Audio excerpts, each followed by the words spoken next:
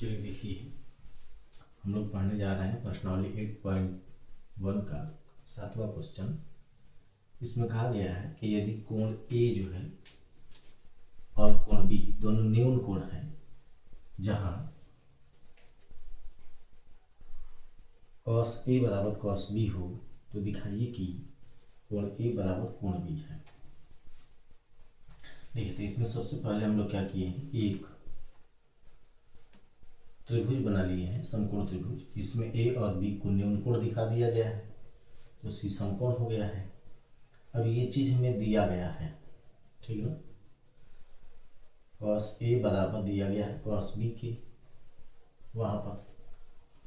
तब यहां हम लोग पहली विधि लगा रहे हैं। इस सवाल को दो विधियों से हल किया जा सकता है। 90 माइनस थीटा के अनुसार अगर इसको बदला जाए पूरक कोणों का प्रयोग करके, तो कॉस का पूरक जो होता है वो साइन होता है।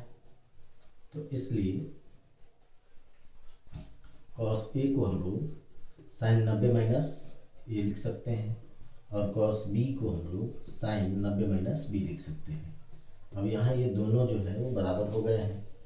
देखिए, साइन तो साइन से साइन कटेगा नहीं, तो पतलम त्रिकोणमितीय फलन के अनुसार ये दोनों बराबर हो जाएगा और ये कट जाएगा। और साथ में इनकी कोण की अगर तुलना कर लें तो 90 माइनस ए बराबर हो जाएगा 90 माइनस बी के। 90 से 90 कट गया, तो माइनस ए बराबर माइनस बी। माइनस से माइनस कटा तो ए बराबर बी। ऐसे भी किया जा सकता है, या जो प्रश्नावली में हमें सवाल दिया गया है, या जिस अनुसार हम लोगों ने इस पूरी सवाल को, पूरे प्रश्नावली को बनाया है, अगर उस विधि का प्रयोग करें, उसके अनुसार, मतलब दूसरी विधि से,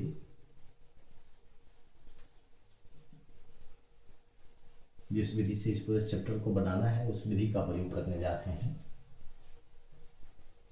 इसमें हम लोगों को क्या दिया गया है, कॉस ए बराबर कॉस बी। कॉस ए बराबर कॉस बी है अगर, तो इसमें हम लोग इसके अनुसार अगर लिखें तो कॉस थीटा बराबर होता है आधार बट्टा कोण।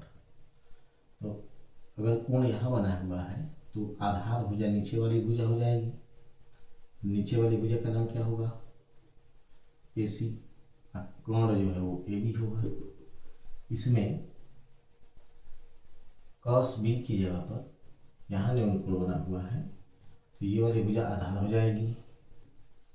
तो इसमें बी सी बट्टा ए बी हो जाएगा। ए बी कट गया, तो ए सी बराबर क्या आ गया, बी सी। ए सी बराबर बी सी। ये दोनों भुजाएं बराबर हो गई। लिखेंगे अतः त्रिभुज ए बी सी एक समकोण समद्विबाहु त्रिभुज है, ठीक है। समकोण और समद्विबाहु त्रिभुज है। तो समकोण द्विबाहु त्रिभुज के में जब दो भुजाएं बराबर होती हैं तो आधार भुजा के साथ समान कोण बनाती हैं, ठीक है ना। लिखेंगे समकोण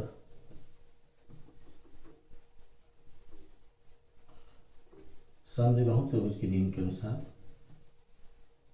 समद्विबाहु त्रिभुज के नियम से समान भुजाएं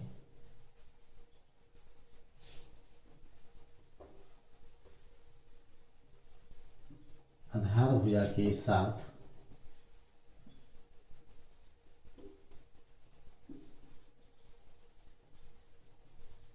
समान कोण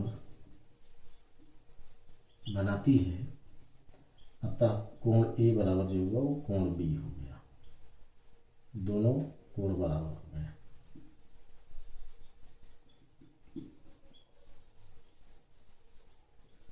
परीक्षा में अगर इस विधि का प्रयोग करिएगा तो ज्यादा सही माना जाएगा।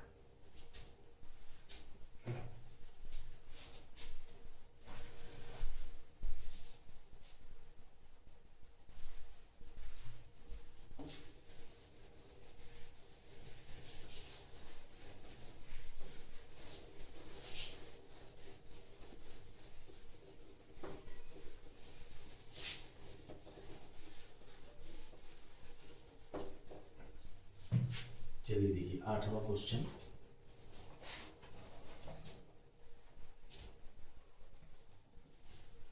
आठवें में कहा गया है यदि कॉट थीटा बराबर 7/8 तो इसमें पहला मान दिया हुआ है 1 plus sine theta into 1 minus sine theta बट्टा 1 plus cos theta into 1 minus cos theta, और दूसरा दिया हुआ है कॉट स्क्वायर थीटा का मान ज्ञात कीजिए। यही सवाल में पूछा गया है। तो इसमें हम लोग जो ये दिया हुआ है इसके अनुसार लिखेंगे सूत्र कॉट थीटा बराबर आधार बटा लंब। जब इन दोनों की तुलना करेंगे आधार बराबर 7 और साथ में लंब बराबर 8 दिखाई दे रहा है। यहाँ मात्रक भी लिख लेना अब जरूरी होता है। ठीक, तब अगर पाइथागोरस प्रमेय का प्रयोग करें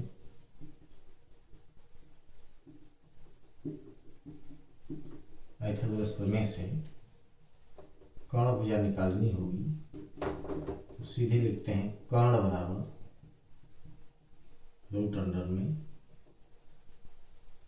लंब का वर्ग प्लस आधार का वर्ग। तो लंब का मान इसमें क्या दिया गया है 7, इसका वर्ग प्लस आधार का मान 8, इसका वर्ग 7 7 49 और 8 8 64।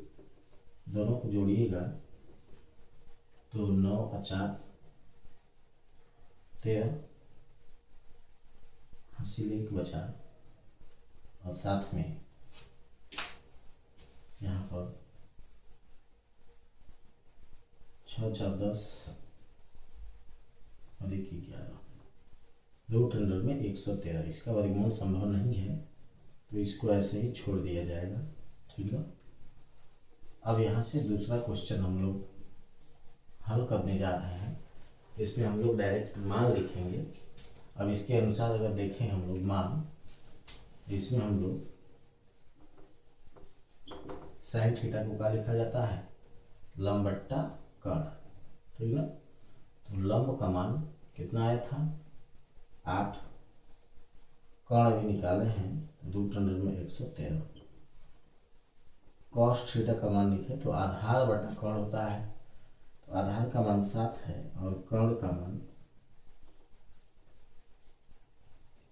रूट में 113 है। ये दोनों मान इसमें अब रखे जाएंगे। तो मान रखने पर देखिए 1 प्लस 8 बटा रूट अंडर में 113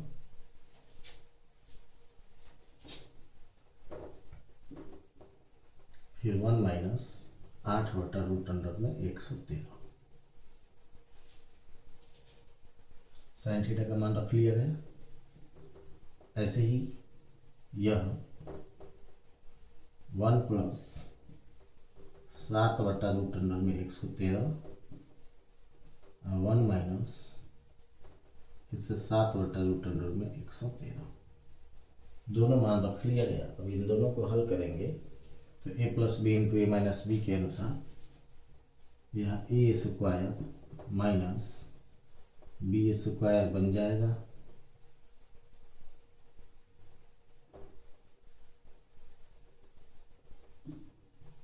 यहाँ पर भी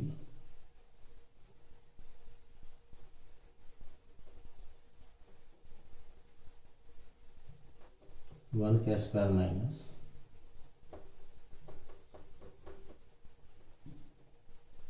इसका वर्ग बन जाएगा।